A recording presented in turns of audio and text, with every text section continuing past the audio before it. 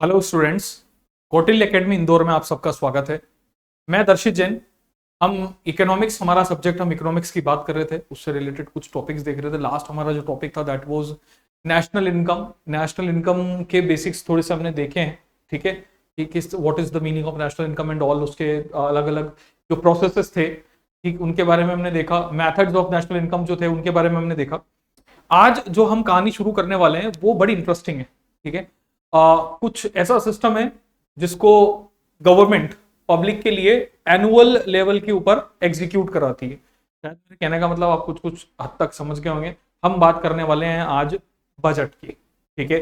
हम आज बात करने वाले हैं बजट की। बजट का मतलब अल्टीमेटली ये हो गया एक ऐसी व्यवस्था, it is like a management, it is like a process by which government generally delivers the goods and services, the resources to the public, ठीक। उसको हम एक तरीके से क्या मान लेते हैं, बजट, एनुअल लेवल पे। अगर मैं इसकी इकोनॉमिक्स में बात करूं तो हम इसको कुछ ऐसे लिखते हुए चलेंगे। हम इसको बजट नहीं लिखकर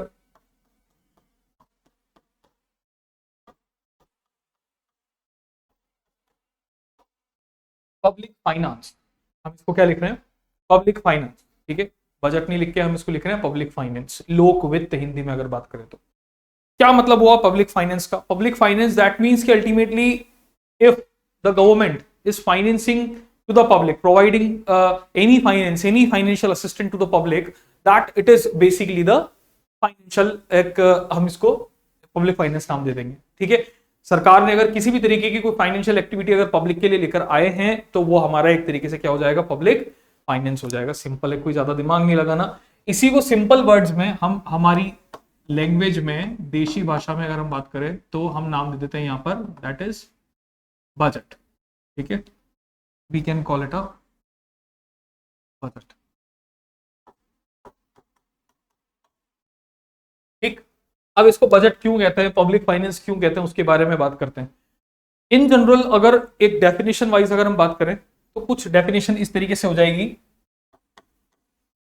the estimation of,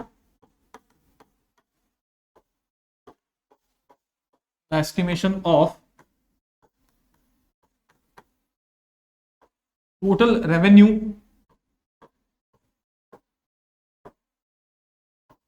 and expenditure,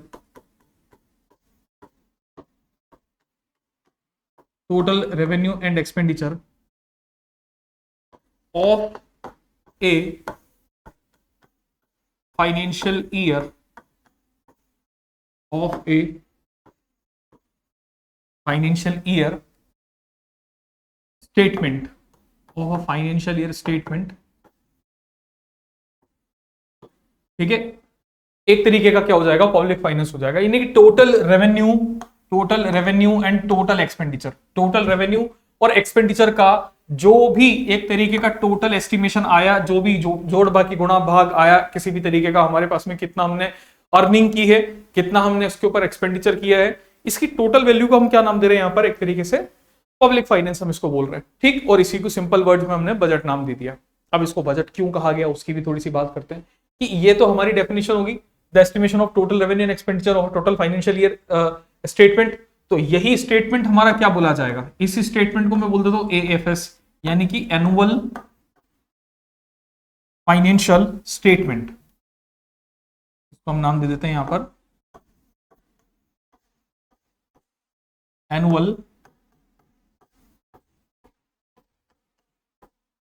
financial statement, वार्षिक वित्तीय विवरण, एनुअल फाइनेंशियल स्टेटमेंट। अगर हमसे पूछा जा रहा है, बजट की बात अगर हमसे हो रही है और कहीं अगर हमें वर्ड लिखा हुआ मिल रहा है एनुअल फाइनेंशियल स्टेटमेंट, तो हम डायरेक्टली क्या बोल रहे हैं कि एक एनुअल फाइनेंशियल स्टेटमेंट क्या हो गया कि आपने एक साल के अंदर, एक पूरे फाइनेंशियल ईयर के अंदर total revenue and total expenditure का आपका रेशियो क्या रहा है, कितना हमारे पास में टोटल कंप्लीट रेवेन्यू आया है और टोटल एक्सपेंडिचर हुआ है, इसका जो रेशियो, इसकी जो पूरी रिपोर्ट्स होंगी, उन रिपोर्ट्स को एक स्टेटमेंट में डालकर एक स्टेटमेंट के रूप में एनुअल फाइनेंशियल स्टेटमेंट नाम दे दिया गया। सिंपल इज दैट, ज्यादा इसमें सोचना नहीं है, ठीक है। क्या है, अब आगे चलते कि ये सिस्टम आखिर आया कैसे, क्यों आया, क्या इसकी कहानी है, ठीक। तो अगर हम इसकी थोड़ी सी बेसिक हिस्ट्री में चले, अंदर हिस्ट्री की अगर बात की जाए तो अगर मैं इसको ऐसे लिख दूं कि the budget system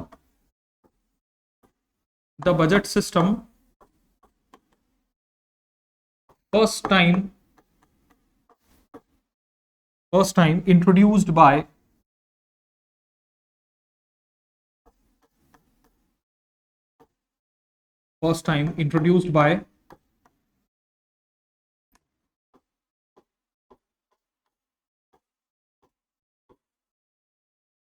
a British finance minister. British finance minister Sir Robert Walpole. Sir Robert Walpole in 1733. एक सिंपल सा स्टेटमेंट यहां पर आ गया. The budget system first time introduced by a British finance minister Sir Robert Walpole in 1733. सबसे पहली बार world में अगर कोई बजट सिस्टम इंट्रोड्यूस किया गया फर्स्ट टाइम, तो that has been introduced in the 1733. और जिसने इंट्रोड्यूस किया है वो था एक ब्रिटिश फाइनेंस मिनिस्टर जिसका नाम था रॉबर्ट वेलपोल. तो रॉबर्ट वेलपोल इज अ इन्वेंटर, एक तरीके के फाइनेंस मिनिस्टर थे ये ब्रिटेन में. ठीक है, इन्होंने ब्रिटेन के लिए फाइनेंस का काम किया काफी, और उसी के तहत 1733 में वर्ल्ड में पहली बार एक बजट नाम के एक सिस्टम को इंट्रोड्यूस किया गया. ठीक है, तो ये तो बात रही यहाँ की. अब बात आती है इस वर्ड के मीनिंग की, कि ये जो बजट वर्ड है हमारे पास ये आया कैसे है, इसका मीनिंग क्या है. तो ये जो वर्ड है बजट, ठीक है, ये कहां से इंट्रोड्यूस हुआ. ये इंट्रोड्यूस हुआ एक शब्द जिसको हम कह सकते हैं कुछ इस तरीके से, बुजेट. स्पेलिंग का थोड़ा सा ध्यान रखिएगा, BOUGETTE, BOUGETTE, बुजेट. और बुजेट का मतलब होता है अ लेदर बैग. बुजेट का मतलब हो गया लेदर बैग. ठीक है, बुजेट वर्ड लेदर बैग. अब ये बुजेट वर्ड कौन सी लैंग्वेज का पर्टिकुलरली वर्ड है, तो ध्यान में रखिएगा, जब कभी भी हम बजट शब्द की बात करते हैं, बजट के बारे में देखते हैं, तो हमें लगता है कि नहीं ये हिंदी वर्ड होगा, या इंग्लिश में अगर हमने इसको BUDGET लिख दिया तो हमें लगेगा कि नहीं ये इंग्लिश का वर्ड होगा किसी तरीके का. बट एक बात ध्यान रखना कि ये ना हिंदी का शब्द है ना ये इंग्लिश का वर्ड है. ठीक है, this is not a Hindi word, neither a English word, it is originated from a French word. ठीक है, ये एक तरीके का फ्रेंच वर्ड है, इट्स अ फ्रेंच वर्ड. ठीक है, फ्रांसीसी भाषा का शब्द है जिसका कि अर्थ होता है लेदर बैग.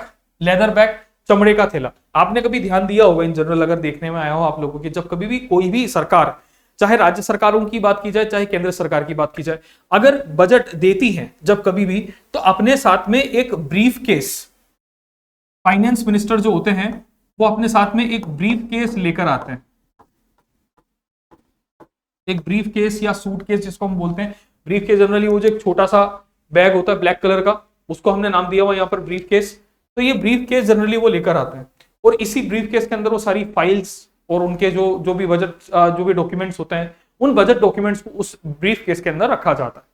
तो आप समझिए यहाँ पे कि इस ब्रीफ केस लेदर के बैग को ही बजट बोला गया क्योंकि लेदर का बैग था, और उसी शब्द से चलते चलते ये बुजेट किस में कन्वर्ट हो गया समय के अनुसार, बजट के अंदर.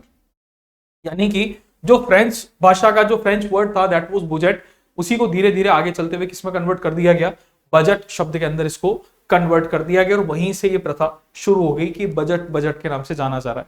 ठीक है, इसको थोड़ा सा ध्यान रखिएगा. तो दो चीजें हमारे सामने अभी आई हैं कि एक तो इस सिस्टम को स्टार्ट किया गया ब्रिटेन के द्वारा, रॉबर्ट वेलपोल ने 1733 में. दूसरा हम यहाँ पर बात कर रहे हैं शब्द की मीनिंग की, तो इसका अल्टीमेट मीनिंग क्या हुआ, एक लेदर का बैग जो कि एक ब्रीफ केस है, फ्रेंच वर्ड. अब यहां पर क्वेश्चन ये रेज होता है कि इस बजट शब्द का, इस बजट वर्ड का और इस एनुअल फाइनेंशियल स्टेटमेंट का आपस में क्या लेना देना. इस बजट वर्ड का और इस एनुअल फाइनेंशियल स्टेटमेंट का आपस में क्या लेना देना. तो इसका सिंपल सा आंसर सिर्फ इतना सा हो गया कि एक समय में जब ब्रिटिशर्स का एक कल्चर वहां पर चलता था कि भाई एक अधिकारी शासन होना, एक ऑफिसर जो रूल होता था, रॉयल कमीशन वहां पर काम करता था, तो इनका पर्टिकुलरली एक सिस्टम था कि जैसे मान लीजिए कोई भी व्यक्ति जिसने लॉन्ग कोट पहना हुआ है, अपने हाथ में ब्रीफ केस लिया हुआ है, तो वो कोई किसी तरीके का ऑफिसर माना जाता था। और वो ऑफिसर ही क्या करते थे, इस एनुअल फाइनेंशियल स्टेटमेंट को बनाने का काम करते थे, इसी एनुअल फाइनेंशियल स्टेटमेंट को रिप्रेजेंट करते थे। और यही इस बैग के अंदर, इस ब्रीफ केस के अंदर अगर हम बात करें, तो ये स्टेटमेंट, एनुअल फाइनेंशियल स्टेटमेंट इस लेदर के बैग में होता था। इस कारण इसे बजट का नाम दिया गया था। ये BOUGETTE। ठीक है, समय के साथ आगे चीजें बदली और ये किस में कन्वर्ट हो गया, बजट में कन्वर्ट हो गया।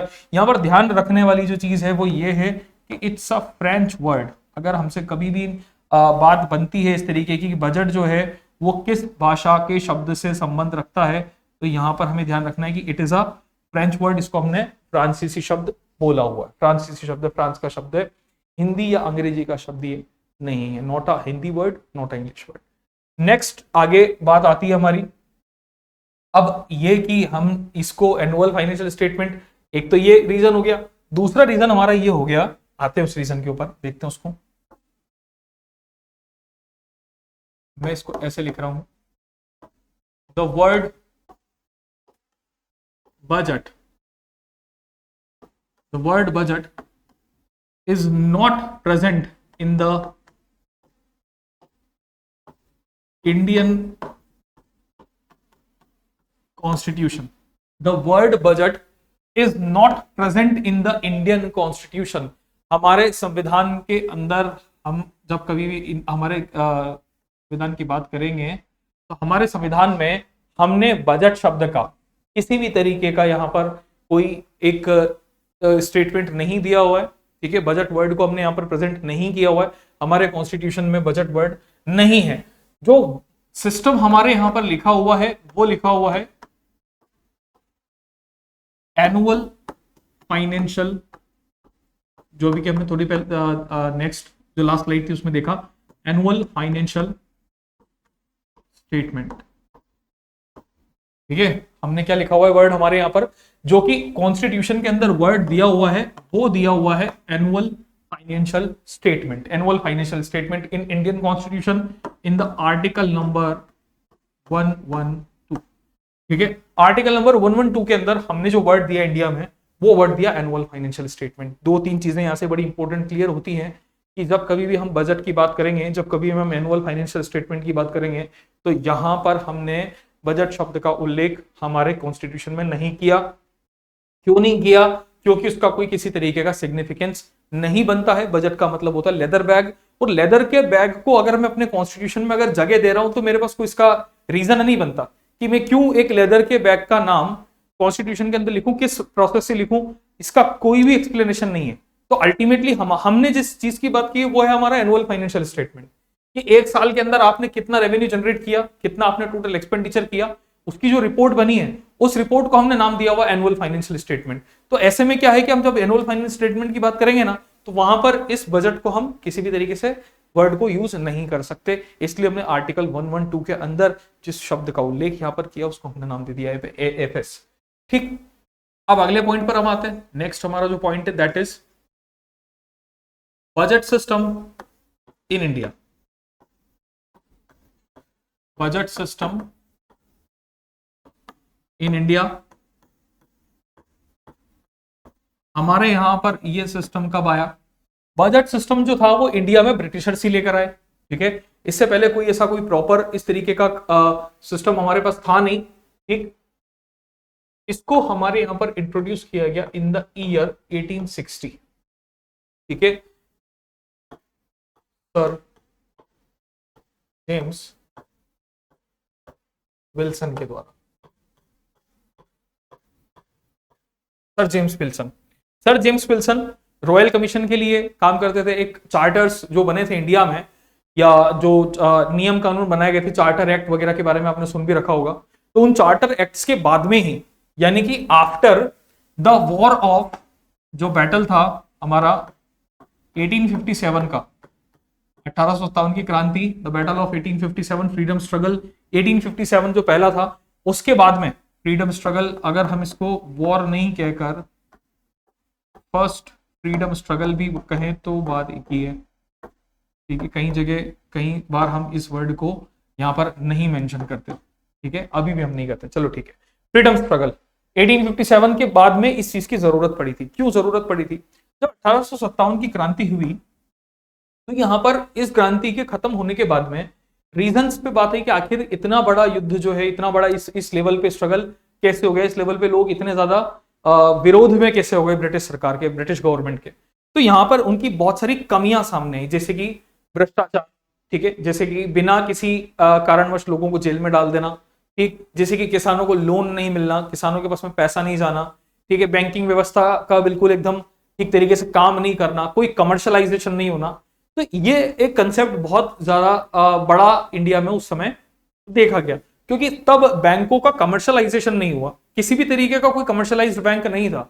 हमारे पास जो पहला कमर्शियल बैंक आया वो आया 1865 में, 1865 में जाके हमें कमर्शियल बैंक मिला, ठीक है। उस कमर्शियल बैंक को इलाहाबाद बैंक के नाम से हम जानते थे, जो कि अभी हाल ही में कुछ सालों पहले जब बैंक के मर्जर्स हुए तो इलाहाबाद बैंक को मर्ज कर दिया गया इंडियन बैंक के साथ में, ठीक है। तो इलाहाबाद बैंक जो था ये इंडिया का पहला कमर्शियल बैंक बना था इन 1865। अब यहाँ पर क्या था कि जब कमर्शलाइजेशन नहीं था तो यहां पर बात आई सामने कि जितने भी जो भी चार्टर्स वगैरह कंट्री थे, उन कंट्रीज के अंदर कुछ रूल्स एंड रेगुलेशन को एक्सपेंड करने के लिए एक नियमावली आई, एक कंसेप्ट शुरू हुआ, जिसके तहत सर जेम्स विल्सन ने 1860 में बजट सिस्टम इंट्रोड्यूस करने की बात की इंडिया के लिए, या और भी जो चार्टर कंट्रीज थी, ऑस्ट्रेलिया और इस तरीके के जो नेशंस थे, चाइना, यहां पर बजट को लेकर आने की बात, प्रक्रिया को शुरू किया गया। लेकिन कारण क्या था? 1860 के ये जो बजट आए ये थे तो इंडिया से एसोसिएटेड, थे तो इंडिया के लिए, लेकिन इन बजट का जो प्रेजेंटेशन होता था, इनको जो प्रेजेंट किया जाता था, प्रेजेंटेड इन ब्रिटेन, ये जो बजट प्रेजेंट हुए ये कहां पर प्रेजेंट होते थे? ब्रिटेन में ही प्रेजेंट होते थे, इंडिया में प्रेजेंटेशन इनका नहीं हो पाता था, ठीक। अब अगर हम इसको इस तरीके से देखें, बजट सिस्टम, तो अभी तो सिस्टम आया है, लेकिन अगर इसके बाद हम बात करें first budget presentation in India,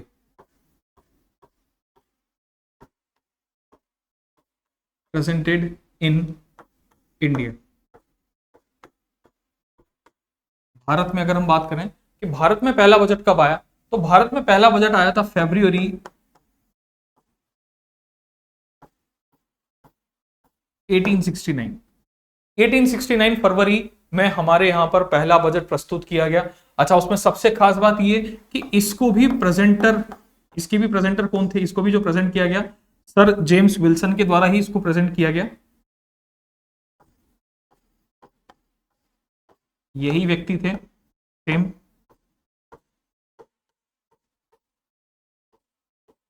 sir James Wilson, ठीक है। इन्होंने ही 1869 में बजट प्रेजेंट किया इंडिया के अंदर। तो दोनों में थोड़ा सा डिफरेंस है यहां पर कि 1860 में बजट प्रणाली शुरू हुई थी, बजट सिस्टम शुरू हुआ था, बट दैट बजट जो है ये प्रेजेंट होते थे कहां पर? ब्रिटेन के अंदर इन बजट को प्रेजेंट किया जाता था। लेकिन 1869 फरवरी 1869 में जाकर इन बजट का प्रेजेंटेशन कहां पर शुरू हुआ? इंडिया में शुरू हुआ। 1869 में पहली बार भारत के लिए बजट आए। इससे पहले हमारे पास कमर्शलाइजेशन का सिस्टम आ चुका था। 1865 में जो बैंक बना था इलाहाबाद बैंक, उसने इंडिया में कमर्शलाइजेशन को शुरू कर दिया था, और उसी के आधार पर ये बैंक और ये जो बजट हैं इनका बनना, पॉलिसी बनना, ये जो सारी चीजें इसके बाद में इनको आगे शुरू किया गया। अब ये तो तब की बात है जब हमारे यहाँ पर ब्रिटिशर थे। अगर हम बात करें इंडिपेंडेंट इंडिया की, तो फर्स्ट बजट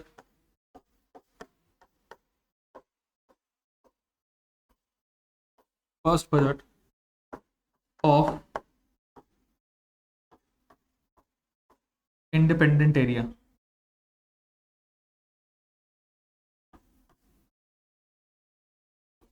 इंडिपेंडेंट इंडिया,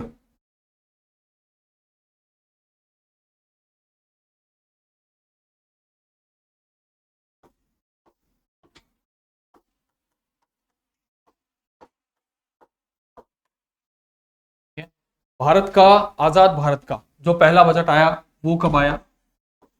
26 नवंबर 1947, ठीक है। डेट समय ध्यान रखिएगा, 26 नवंबर 1947, 26 नवंबर 1947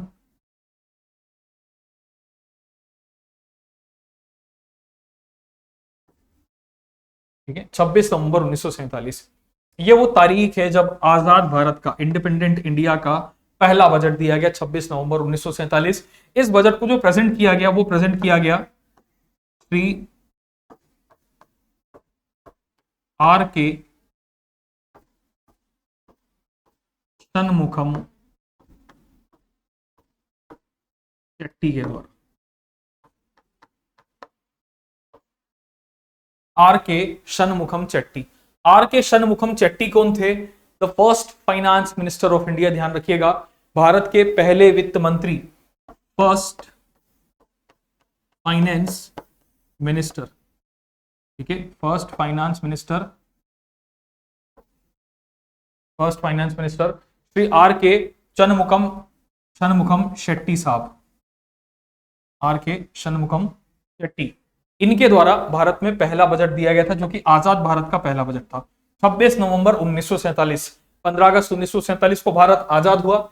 15 अगस्त 1947 से आजाद होने के कुछ महीने बाद में, ठीक है, 2-3 महीने के बाद में 26 नवंबर 1947 को भारत का पहला बजट, आजाद भारत का पहला बजट दे दिया गया, जो कि आर के शनमुखम चेट्टी ने प्रस्तुत किया था। ठीक है, इस बजट को बेसिकली इंग्लिश में प्रेजेंट किया गया था। ठीक है, ये कंप्लीट जो बजट था इंग्लिश में प्रेजेंट हुआ था। रेडियो पर इसका जो प्रसारण है वो भी किया गया था। ऑल इंडिया रेडियो AIR, जिसने इसको शुरू भी किया था, ठीक है, प्रसारित किया था वहां से। तो ये फर्स्ट बजट था इंडिपेंडेंट इंडिया का। ठीक, यहां तक हमारी बात रही। अब यहां पर क्या है कि देखिए, ये तो इंडिपेंडेंट इंडिया के पहले बजट तक की बात हुई। अगर हम बात करें कॉन्स्टिट्यूशन के बाद वाले भारत में और उस वाले बजट के लिए, तो उसको हम ऐसे देख सकते हैं,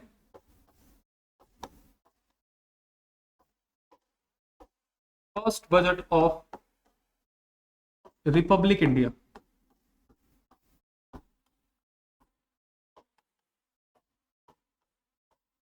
first budget of Republic India. तो first budget of Republic India कब आया? जब भारत रिपब्लिक हुआ। भारत को रिपब्लिक स्टेटस मिला 26 जनवरी 1950 को, और फरवरी 1950 में ही,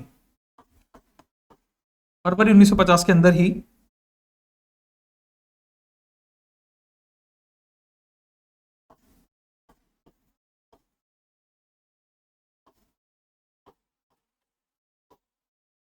बजट प्रस्तुत कर दिया गया, जो कि रिपब्लिक इंडिया का बजट था। ठीक है, इसके जो प्रेजेंटेटर थे, जिन्होंने इसको प्रेजेंट किया था, वो थे श्री जॉन मथाई।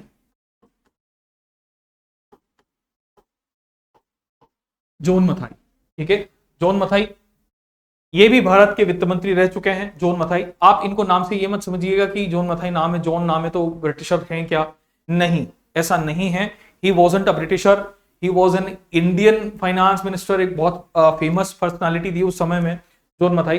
सबसे पहले जब ये भारत आजाद हुआ था 1947 में, तो उस समय भारत के रेल मंत्री बने थे, रेलवे मिनिस्टर इनको बनाया गया था 1947 में।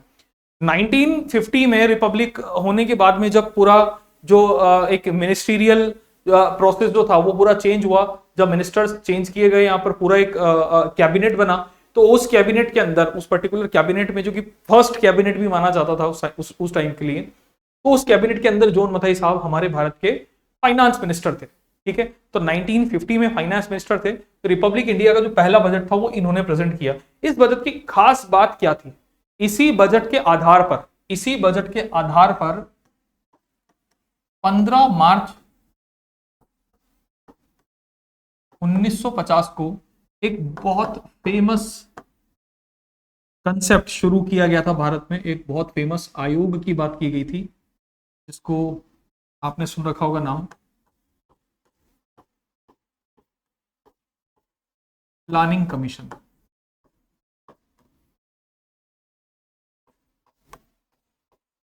ठीक है, प्लानिंग कमीशन यानी कि योजना आयोग। ये जो योजना आयोग था, इस योजना आयोग को यही 15 मार्च 1950 को शुरू किया गया था। और ये जो शुरू करने की रिकमेंडेशन दी गई, ये जॉन मथाई के द्वारा ही दी गई थी।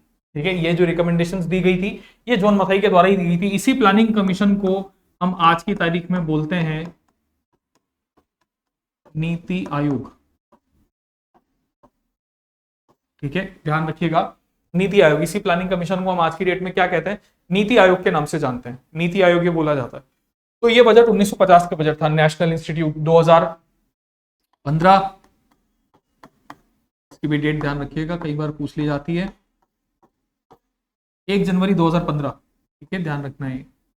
1 जनवरी 2015 नाम बदल कर रख दिया गया, प्लानिंग कमीशन का नाम चेंज करके रख दिया गया NITI Aayog national institute for transforming India, national institution for transforming India, that is NITI। ये इसका नाम अभी हाल ही में हम जानते हैं इस तरीके से। तो 15 मार्च 1950 तक हम आए। 15 मार्च 1950 में रिपब्लिक इंडिया का पहला बजट प्रस्तुत कर दिया गया। दूसरी बात आती है कि जो बजट जितने भी प्रेजेंटेशन हो रहे थे अकॉर्डिंग टू द कॉन्स्टिट्यूशन हमारा बन चुका था, और इसके इस समय से जो बजट आ रहे थे आगे, इन सब बजट की लैंग्वेज बेसिकली यहां पर इंग्लिश यूज की जाती थी। ठीक, पहली बार क्या हुआ, ड्यूल लैंग्वेज बजट की भारत में मांग उठी, ड्यूल लैंग्वेज बजट की बात आई। Dual language budget, dual language budget का मतलब हो गया वो बजट जो हिंदी और इंग्लिश दोनों में प्रस्तुत किया गया। तो हिंदी और इंग्लिश में यहां जो बजट प्रस्तुत किया गया था दैट वाज इन 1955, 1955। 1955 में ड्यूल बजट लैंग्वेज प्रेजेंट हुआ जो कि हिंदी और इंग्लिश दोनों में था। हिंदी और इंग्लिश, इंग्लिश में तो आ ही रहे थे, इससे पहला पुराने जितने भी बजट हैं वो सारे किस में दिए गए थे, इंग्लिश में दिए गए थे, लेकिन पहली बार इसमें हिंदी का भी प्रयोग किया गया इन 1955, 1955 में। ठीक, 1955 में जो भारत के इस समय वित्त मंत्री थे उनका नाम था Shri CD Deshmukh, Shri CD Deshmukh.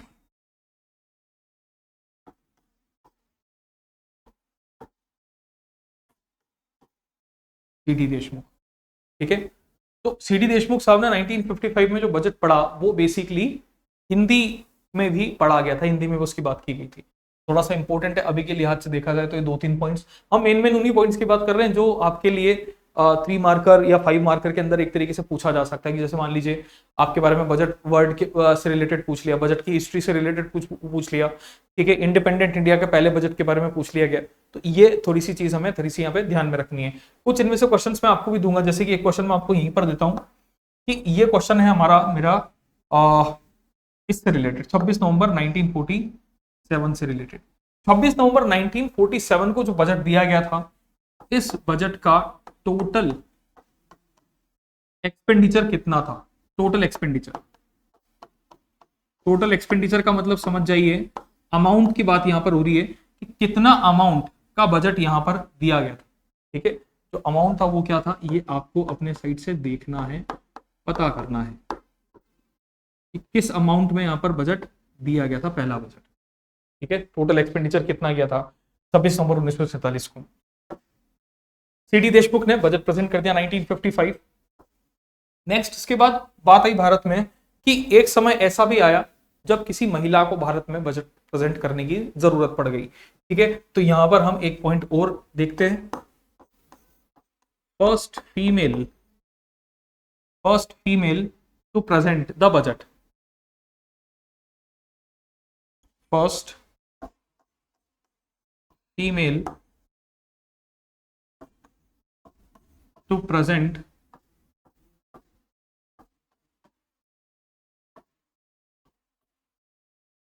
the budget, first female to present the budget is was Shrimati Indira Gandhi.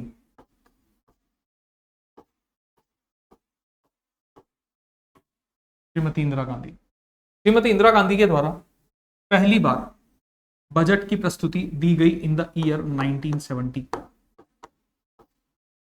1970 में श्रीमती इंदिरा गांधी ने फर्स्ट फीमेल थी जिन्होंने बजट का प्रेजेंटेशन दिया था। She was the prime minister of India, but जो इस समय वित्त मंत्री थे श्री मोरारजी देसाई, उनके रेजिग्नेशन के बाद में, जब उन्होंने अपना रेजिग्नेशन दिया तो उस रेजिग्नेशन के बाद में इंदिरा गांधी उस समय वित्त मंत्री का प्रभार भी अपने पास ले चुकी थी।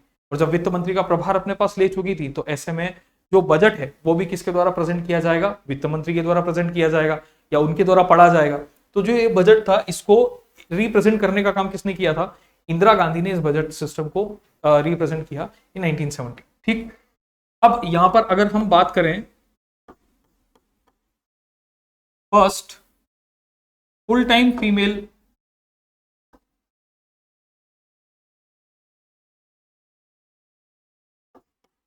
फर्स्ट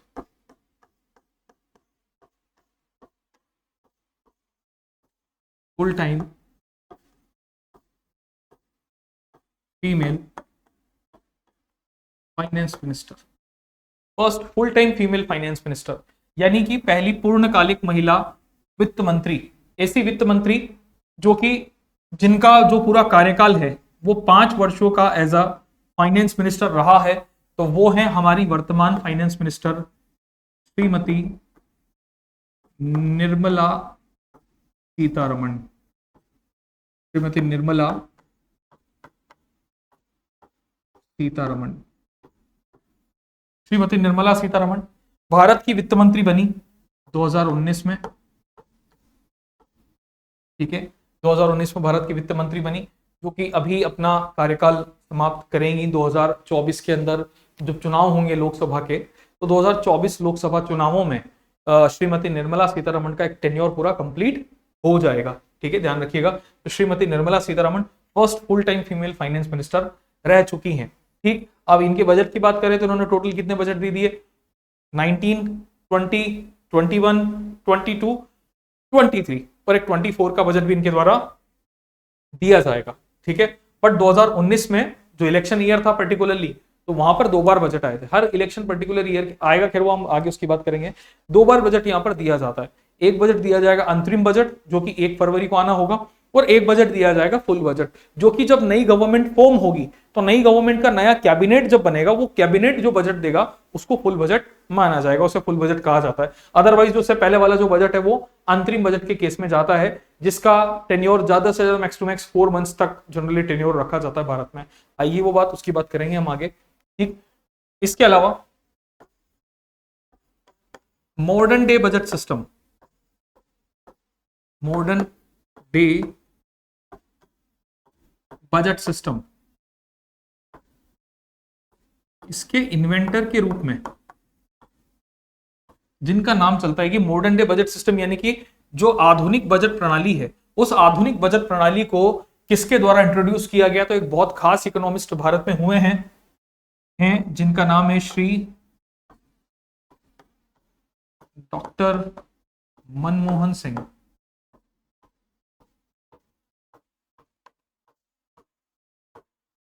डॉक्टर मनमोहन सिंह, इनके द्वारा, डॉक्टर मनमोहन सिंह द्वारा 1991-92 के जो बजट दिए गए, वो बजट बेसिकली एक मॉडर्न डे बजट के रूप में माने जाते हैं। मॉडर्न डे बजट के रूप में क्यों माने जाते हैं? क्योंकि यहां पर 1991-92 में इंडिया के अंदर या ग्लोबली लेवल पे, ग्लोबल लेवल पर भी अगर हम बात करें, तो एक फाइनेंशियल क्राइसिस बहुत बड़े लेवल पर यहां पर चल रहा था। इस फाइनेंशियल क्राइसिस के कारण एक पॉलिसी यहां पर शुरू की गई थी, जिस पॉलिसी का नाम था एलपीजी।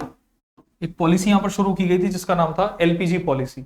एलपीजी का मतलब लिबरलाइजेशन, प्राइवेटाइजेशन एंड ग्लोबलाइजेशन।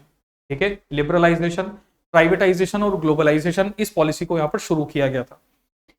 इस पॉलिसी के कारण हमारे यहाँ की जो इकोनॉमिक प्रॉब्लम्स थी, इकोनॉमिक जो क्राइसिस थे, वो थोड़े से डाउन हो गए थे, डाउनवर्ड आ गए थे। उनका इतना ज्यादा फैलाव यहाँ पर हो नहीं पाया था। ठीक है, और स्थिति हमारी कंट्रोल हो गई थी। तो इसलिए जो मॉडर्न डे बजट सिस्टम माना जाता है वो डॉक्टर मनमोहन सिंह के नाम पर काफी ज्यादा माना जाता है। भारत के वित्त मंत्री रह चुके हैं, भारत के प्रधानमंत्री रह चुके हैं। ठीक है, उसके अलावा भी बहुत अलग अलग पदों पर काम कर चुके हैं, आरबीआई के गवर्नर के पद पर भी काम कर चुके हैं। तो इकोनॉमिक्स इनका काफी ज्यादा स्ट्रॉन्ग था। ठीक है, उस कारण इनको भारत का वित्त मंत्री भी बनाया गया था। एक आरबीआई गवर्नर होने के नाते उसके बाद में जब इनका रिटायरमेंट आरबीआई गवर्नर के पद से हुआ, तो भारत सरकार में 1991-92 जो कि पीवी नरसिम्हा राव साहब की सरकार थी, उस सरकार के अंदर डॉक्टर मनमोहन सिंह भारत में वित्त मंत्री हुआ करते थे। ठीक है, ये चीज हमें थोड़ी सी ध्यान रखनी है। नेक्स्ट, इसके बाद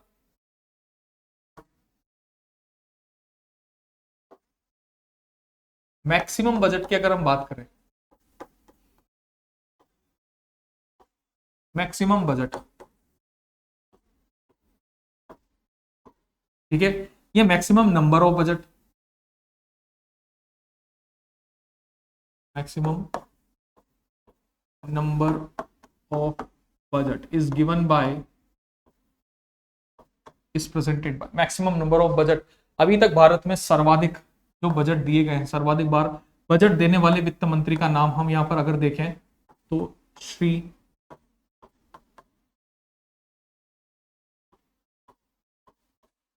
मोरारजी देसाई। ठीक है, मोरारजी देसाई। ठीक है, ये भारत में सबसे ज्यादा बार बजट देने वाले वित्त मंत्री कहे जाते हैं, 10 टाइम्स इन्होंने बजट दिया हुआ है, 10 बार बजट दे चुके हैं मोरारजी देसाई, 10 टाइम्स सबसे ज्यादा बार बजट दिया है। कंट्रोवर्शियल फाइनेंस मिनिस्टर भी माने जाते हैं, भारत के प्रधानमंत्री भी रह चुके हैं एक समय में। ठीक है, तो इन्होंने सबसे ज्यादा भारत में बजट दिए हुए, 10 बार मोरारजी देसाई साहब बजट दे चुके हैं। तो maximum number of budget is presented by Shri Morarji Desai, 10 times. Next, budget on birthday. ऐसा मैं क्यों लिख रहा हूं, इसकी भी बात आपको बताऊंगा। बजट ऑन बर्थडे, ठीक है, यानी कि अपने जन्म दिवस पर, अपने बर्थडे पर बजट देने वाले वित्त मंत्री जिन्होंने अपने बर्थडे के दिन बजट दिया, उनका भी नाम सेम, श्री मोरारजी देसाई।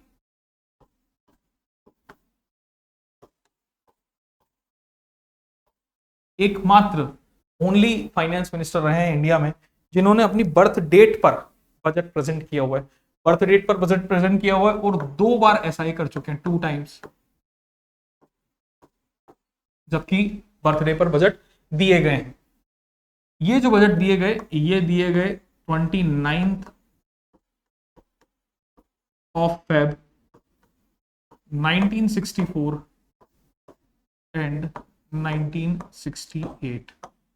अब आप यहां पर देखिए 29 फरवरी, यानी कि लीप ईयर, लीप ईयर मतलब 4 साल में एक बार आने वाला ईयर, तो 4 साल में एक बार ईयर आया 1964 में भी 29 फरवरी और 1968 में भी 29 फरवरी। अब इसमें कारण क्या बनता है कि जो भी बजट प्रेजेंट होते थे, जो भी बजट प्रेजेंट होते थे, ये कब प्रेजेंट होते थे, last working day of Feb पे, लास्ट वर्किंग डे ऑफ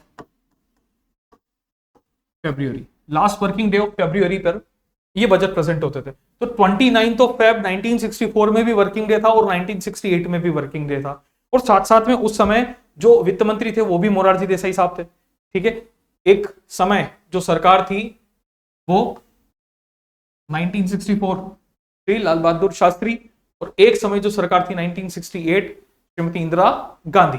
तो ऐसे में क्या, लास्ट वर्किंग डे फरवरी पे बजट आता था, तो 29 फरवरी पे बजट आया, तो इनके बर्थडे के दिन ये बजट दिए गए। ठीक, सबसे ज्यादा बार भी बजट मोरारजी देसाई ने ही दिया है, 10 बार। ये भारत के प्रधानमंत्री भी रह चुके हैं। ठीक है, और एक इनके बारे में जो कंसेप्ट है वो ये है कि सबसे उम्र दराज प्रधानमंत्री कहे जाते हैं। ओल्डेस्ट प्राइम मिनिस्टर के केस में आते हैं, एल्डेस्ट प्राइम मिनिस्टर, सबसे ज्यादा एज वाले, 81 ईयर्स की एज में, 81 ईयर्स प्लस एज में भारत के प्रधानमंत्री बनाए गए थे मोरारजी देसाई। 81 ईयर्स प्लस इनकी एज थी, 82 ईयर्स में चल रहे थे उस समय। तो उस समय इन्होंने बजट प्रेजेंट किया, उस समय इनको भारत का प्रधानमंत्री बनाया गया था। ठीक, और उसके साथ साथ he is also the Bharat Ratna awardee. ठीक है, इनके पास में भारत रत्न अवार्ड भी है, भारत रत्न भी इनको मिल चुका है, भारत के प्रधानमंत्री भी रह चुके हैं, वित्त मंत्री भी रह चुके हैं, सबसे ज्यादा बजट इन्होंने प्रेजेंट किया, अपने बर्थडे के दिन भी बजट दे चुके हैं। तो बहुत सारी कहानियां इनके बारे में चलती है मोरारजी देसाई, ध्यान रखिएगा। ठीक, अब नेक्स्ट इसके बाद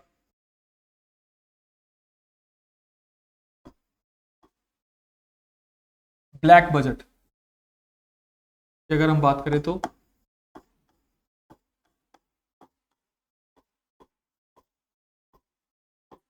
ब्लैक बजट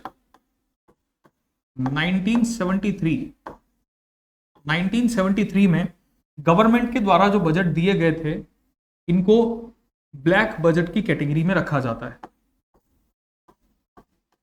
1973 क्यों रखा जाता है, लगभग ऐसा माना जाता है कि loss of 500 crore, loss of 500 crore, लगभग 500 करोड़ के लॉस के साथ ये बजट 1973 में प्रेजेंट किया गया था। इस कारण इस बजट को एक ब्लैक बजट कहा गया। ठीक है, 500 करोड़ का लॉस, 500 करोड़ रुपीस का लॉस इस बजट के समय हुआ, इस कारण इसको ब्लैक बजट नाम दे दिया गया। इसके अलावा एक और कंसेप्ट चलता है जिसको हम बोलते हैं जेंडर बजट। ठीक है, जेंडर बजट का मतलब 2006 2006 में दिया गया, और ये एक तरीके का मेल फीमेल बजट होता है, मेल फीमेल बजट, यानी कि जहां पर सेपरेट किसी तरीके की कोई स्कीम महिलाओं के लिए भी लाई जाए और पुरुषों के लिए भी लाई जाए। सेपरेट स्कीम्स, अगर मेल के लिए separate schemes, female separate schemes अगर गवर्नमेंट ने दी हैं, तो कुछ कुछ स्कीम्स, जरूरी नहीं है पूरा बजट इस तरीके का हो, लेकिन कुछ स्कीम्स यदि फीमेल सेंट्रिक स्कीम्स होती हैं, कुछ मेल सेंट्रिक स्कीम्स होती हैं, तो इस प्रकार की योजनाएं 2006 के इस बजट में दी गई। इस कारण इसको एक जेंडर बजट के नाम से भी हम जानते हैं, इसको जेंडर बजट भी जनरली बोला जा सकता है, तो बोला भी जाता है जेंडर बजट, हम इसको जनरल बोलते हैं। तो ये हमारे कुछ बेसिक पॉइंट्स, जिनमें हमने सिर्फ एक बेसिक हिस्ट्री लेवल पे हम बात कर रहे हैं कि भाई पहला बजट कब आया, जो 1947 में आया, 1947 हमने यहां पर देखा। Budget system in India 1860, then उसके बाद में पहला जो बजट इंडिया में प्रेजेंट हुआ 1869 में प्रेजेंट हुआ, 1869 में प्रेजेंट हुआ, जेम्स विल्सन ने इसको प्रेजेंट किया। पहला बजट जो था भारत का, आजाद भारत का, वो प्रेजेंट हुआ 26 नवंबर 1947 को। ठीक, आर के शनमुखम चेट्टी जो कि भारत के पहले वित्त मंत्री थे, इन्होंने इस बजट को प्रेजेंट किया। फिर उसके बाद में हमने बात की फरवरी 1950 के बजट की, जो कि रिपब्लिक इंडिया का पहला बजट था, जॉन मथाई साहब ने प्रेजेंट किया, जिसमें प्लानिंग कमीशन की बात की। आज की तारीख में उसको नीति आयोग बोलते हैं, 1 जनवरी 2015 से। देन उसके बाद में हमने ड्यूअल लैंग्वेज बजट 1955 के अंदर दिया गया, पहली बार हिंदी और इंग्लिश जिसमें यूज किए गए, सीडी देशमुख ने इसको प्रेजेंट किया। देन पहली महिला जिन्होंने बजट प्रेजेंट किया, दैट इज श्रीमती इंदिरा गांधी। पहली full time female finance minister Shrimati Nirmala Sitharaman 2019, जो कि आज भी भारत की वित्त मंत्री हैं, फाइनेंस मिनिस्टर हैं। और modern day budget system that has been introduced by Doctor Manmohan Singh in 1991-92 के जो बजट दिए गए थे, एलपीजी पॉलिसी जब इन्होंने अपनी इंट्रोड्यूस की। उसके बाद में सबसे ज्यादा बजट जो दिए गए, वो दिए गए श्री मोरारजी देसाई के द्वारा 10 टाइम्स, 10 बार इन्होंने इस बजट को प्रेजेंट किया हुआ, 10 बार ये बजट दिए गए हैं। ठीक है, सबसे ज्यादा बार। बर्थडे पे भी बजट इन्होंने ही दिया। ब्लैक बजट 1973 और जेंडर बजट 2006 जनरली हम मानकर चलते। 2005 2006 2005 2006 का जो बजट माना जाता है, इसको एक तरीके की जेंडर बजटिंग के तहत हमने रखा हुआ है। ठीक है, इसके बाद एक दो पॉइंट और थोड़ा सा यहां पर देखते हैं कि हेडिंग के तौर पर हम बात करते हैं जनरल बजट की। जो जनरल बजटिंग प्रोसेस होता है वो क्या क्या होता है, सबसे पहले हम देखते हैं यहां पर डेट कि बजट की तारीख क्या है। बजट किस तारीख पर प्रस्तुत किए जाते हैं, तो बजट प्रस्तुत किए जाते हैं 1 फरवरी के दिन। हर साल जो बजट दिया जाता है वो दिया जाता है 1 फरवरी को, ध्यान रखिएगा। ठीक है, 1 फेब को दिया जाएगा बजट, जब कभी भी दिया जाएगा। कब से दिया जाना शुरू किए गए हैं ये, तो फ्रॉम 2017 से जो बजट की तारीख में बदलाव किया गया है, वो ये किया गया है कि 1 फरवरी को आना शुरू हो गए। इससे पहले जो बजट आ रहे थे, इससे पहले जो बजट आ रहे थे वो कब आ रहे थे, last working day of February, last working day of February. इसको बदलकर 1 फरवरी परमानेंटली कर दिया गया। 2017 के बाद जितने भी बजट भारत में आए सब 1 फरवरी के दिन दिए गए हैं। ठीक, तो ये तो डेट हो गई। दूसरा पॉइंट, टाइम। टाइम जो है that is 11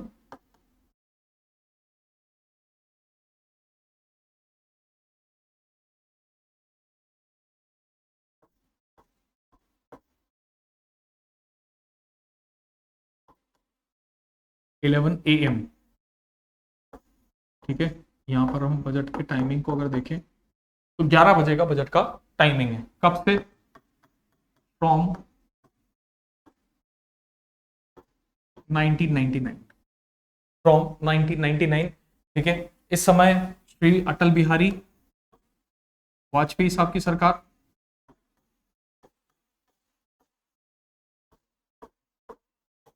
Atal Bihari Vajpayee was the prime minister of India at this time 1999।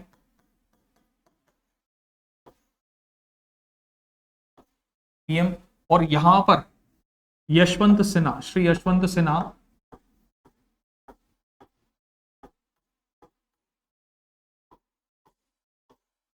ये भारत के वित्त मंत्री थे।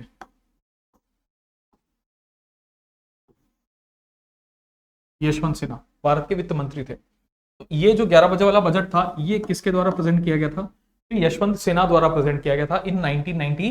1998 तक जो बजट आते थे, उन बजट की टाइमिंग क्या थी? 5 PM टिल 1998। 1998 तक जो भारत में बजट आए, उन सबकी टाइमिंग चलती थी शाम को 5 बजे की। ये 5 बजे की टाइमिंग क्यों होती थी? ये 5 बजे की टाइमिंग होने के पीछे कारण थे ब्रिटिशर्स, अंग्रेज। अंग्रेज क्यों कारण बने इस चीज के लिए? अंग्रेज इस वजह से कारण बने क्योंकि पहले जो सरकारें भारत में चलती थी वो अंग्रेजों द्वारा संचालित सरकारें थी। ब्रिटिश गवर्नमेंट हमारे यहाँ पर चल रही थी। अब ऐसे में क्या था कि ब्रिटेन का एक रूल था कि जब ब्रिटिश के अंदर, ब्रिटेन में पर्टिकुलरली लंदन के अंदर, जब 11 बजे का समय होगा, जब वहां 11 बजेंगे, तब ही जाकर जो बाकी के और दूसरे कंट्रीज हैं वहां पर बजट प्रेजेंट किया जाएगा। तो ऐसे में जब ब्रिटेन के अंदर 11 बजे का टाइम हो रहा होता, उस समय हमारे यहाँ पर शाम के 5 बजे का समय हो रहा होता। तब हमारे पास पाकिस्तान, बांग्लादेश ये भी सब शामिल थे, तो हमारा जो टाइम जोन था वो थोड़ा सा बड़ा था। तो ऐसे में क्या था कि हमारे यहाँ जो उस समय बजट प्रेजेंट किए जाते थे, वो बजट प्रेजेंट होते थे 5 बजे। अब जो एक इशू था वो ये था कि 1947 के बाद भी इस टाइमिंग को नहीं चेंज किया गया, इस समय में किसी तरीके का बदलाव नहीं किया गया। लेकिन 1999 में जाकर प्रधानमंत्री श्री अटल बिहारी वाजपेयी ने एक प्रपोजल दिया, जिसके तहत कहा गया कि हम बजट का जो अब प्रेजेंटेशन का जो टाइम है वो ऑफिशियल कितना रख देंगे? 11 बजे का करेंगे। क्यों 11 बजे का करेंगे? क्योंकि ये समय संसद शुरू होने का समय, इस वजह से उसको 11 बजे का रखा जाए। भाई बजट हमारा, लोग हमारे, पैसे हमारा, सब कुछ, सारी चीजें हमारे, प्रोसेस हमारा, तो फिर टाइम हम दूसरे के हिसाब से क्यों चलें? इसलिए इस 5 बजे के टाइमिंग को क्या कर दिया गया? कैंसिल कर दिया गया और 11 बजे वाले टाइम को ऑफिशियल टाइम बना दिया गया, जो कि आज भी 11 बजे ही रिप्रेजेंटेशन बजट का शुरू किया जाता है संसद के अंदर। ठीक। तीसरा जो वेन्यू है वो क्या है? जो बजट का वेन्यू है, बजट का जो स्थान है, जिस जगह पर बजट दिया जाता है, दैट इज लोकसभा। बजट जो प्रेजेंट होता है कहां पर प्रेजेंट होता है? लोकसभा में प्रेजेंट होता है। इस लोकसभा के अंदर एक ज्वाइंट सेशन बुलाया जाता है।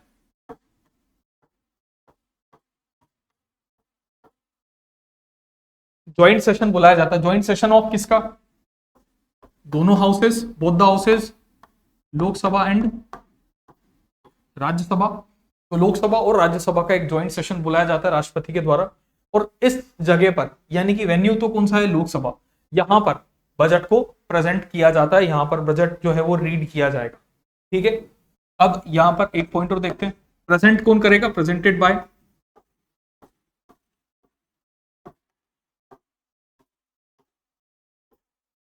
By ministry of finance. Ministry of finance, ministry of finance. Minister नहीं बोल रहे हम यहां पर, मिनिस्ट्री। ठीक है। मिनिस्ट्री यानी कि मंत्रालय इसको प्रेजेंट करेगा।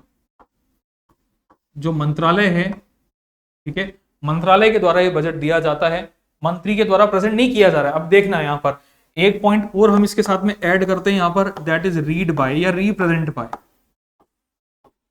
तो फाइनेंस मिनिस्ट्री को कौन रिप्रेजेंट करता है? फाइनेंस मिनिस्ट्री को रिप्रेजेंट करते हैं फाइनेंस मिनिस्टर। फाइनेंस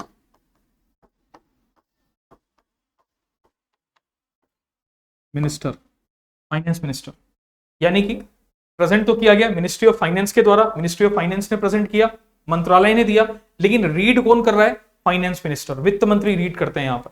ठीक, क्योंकि वित्त मंत्री उसके सबसे बड़े प्रभारी, तो सबसे बड़े प्रभारी होने के नाते इन्हीं को एक टास्क दिया जाता है रीड करने के लिए। ठीक है, तो यही इसको रीड करेंगे, फाइनेंस मिनिस्टर। इसके अलावा जो रिपोर्ट बजट के लिए या बजट से पहले प्रेजेंट की जाती है, इस रिपोर्ट का नाम क्या है? ये रिपोर्ट का नाम भी कई बार पूछा जाता है, बहुत इंपॉर्टेंट है, ध्यान रखिएगा इसको।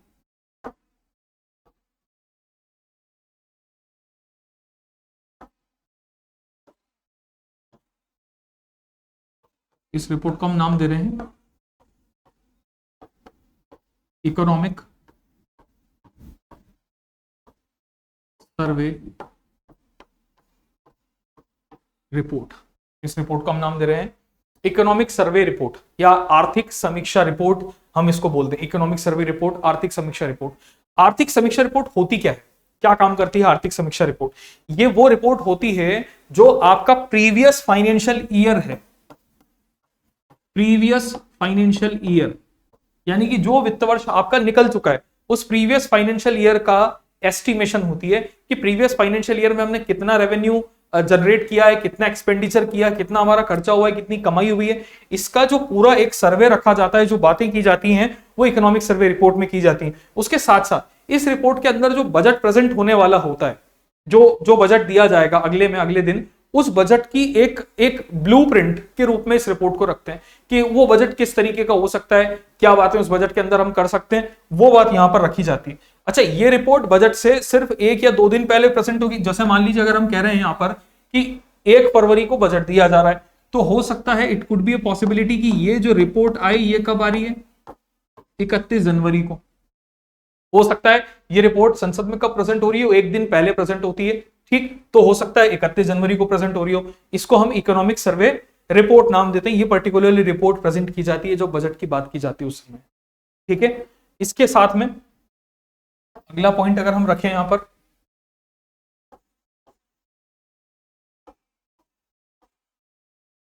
सेरेमनी, जो बजट से पहले सेरेमनी की जाती है उस सेरेमनी का नाम होता है, बड़ा इंटरेस्टिंग नाम है, हलवा सेरेमनी। हलवा सेरेमनी, हलवा सेरेमनी क्या चीज होती है? हलवा सेरेमनी एक प्रथा है कि कुछ भी नया कुछ किया जा रहा हो, कुछ अच्छा कुछ किया जा रहा हो, तो मीठा खाकर उसकी शुरुआत की जाए। तो मीठा खाने का जो कंसेप्ट है ये हलवा सेरेमनी कहलाती है। वो हलवा सेरेमनी कुछ दिनों पहले, जैसे कि अगर हम बात करें तो ये इस बार 26 जनवरी को की गई थी, ठीक है, 26 जनवरी के दिन हुई थी। तो लगभग 3-4 दिन पहले जब बजट पूरा कंप्लीट हो चुका होता है तो फाइनेंस मिनिस्ट्री के जो भी लोग हैं, फाइनेंस मिनिस्टर हो गए, अन्य दूसरे जो लोग हो गए, उसके साथ साथ में वहां पर जो सेक्रेटरी हैं, जो बाकी के ऑफिसर्स हैं, उन सबको हलवा परोसा जाता है, हलवा बनाया जाता है, हलवा खाया जाता है, ताकि मीठे के साथ में एक नए सिस्टम को हम शुरू कर सके, एक नए सिस्टम की हम शुरुआत कर सके। इस सेरेमनी को हम नाम दे देते हैं हलवा सेरेमनी, ठीक है। इसके अलावा अगर हम बात करें कि कौन कौन से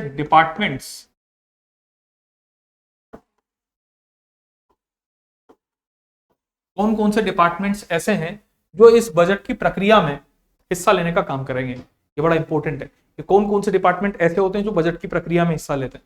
तो यहां पर अगर हम डिपार्टमेंट्स देखें तो हमारे पास में DOEA तो पहला डिपार्टमेंट हम यहां पर देख रहे हैं, दैट इज DOEA। DOEA का मतलब क्या हो गया? Department of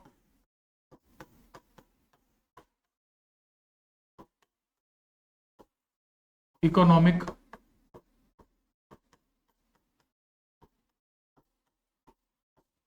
affairs, department of economic affairs. दूसरे डिपार्टमेंट की बात करें, department of revenue.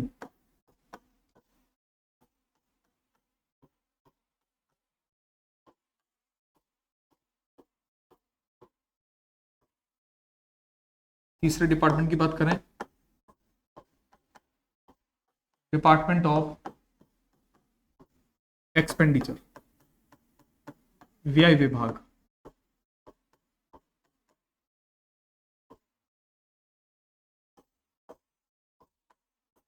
DOFS, department of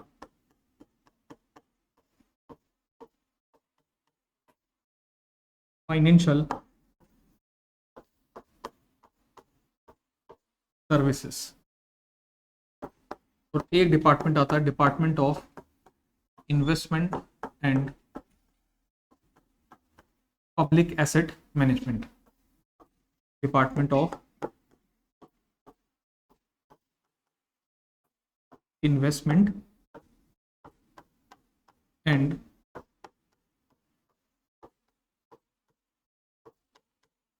public asset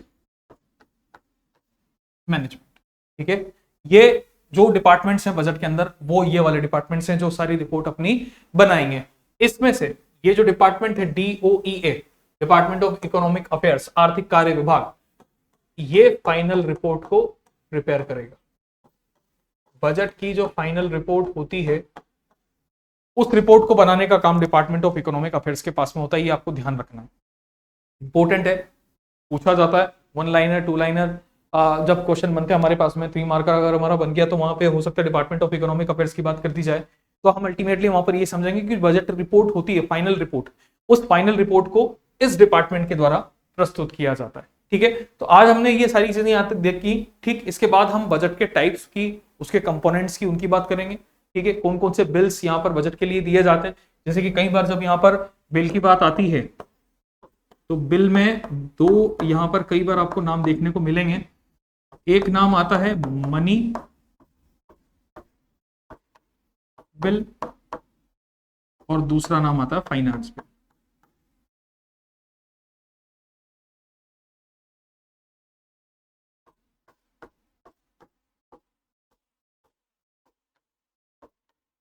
money bill और फाइनेंस बिल। ठीक है, यानी कि आर्टिकल नंबर 110 और आर्टिकल नंबर 117। ठीक है, ये वो दो आर्टिकल, ये दो वो बिल होते हैं जो कि बजट के लिए दिए जाते हैं। इसमें से मेन जो बिल होता है जो बजट प्रेजेंट करने का या बजट को कंप्लीट करने का काम करता है, दैट इज फाइनेंस बिल। ठीक है, उसको फाइनेंस बिल बोलते हैं। ये कुछ ऐसी चीजें जो आज हमने देखी हैं। कल हम बजट के टाइप्स, कंपोनेंट्स के बारे में जानेंगे कि क्या क्या बजट के टाइप्स है, क्या क्या इसके कंपोनेंट्स हैं। एक उससे पहले आपको उसको पूरा रिवाइज करना है, एक बार देखना है कि क्या क्या इसमें हमने बात की है सारी। ठीक, और जो क्वेश्चंस यहाँ पर निकले हैं उन क्वेश्चंस की थोड़ी सी प्रैक्टिस आपको करनी स्टार्ट करनी पड़ेगी अभी कुछ ही दिनों में। ठीक है, तो अपना आप 100% दीजिए और ज़्यादा से ज़्यादा क्वेश्चन जो है उनको सॉल्व करने की कोशिश कीजिए। मिलते हैं कल के लेक्चर में। ठीक है, धन्यवाद।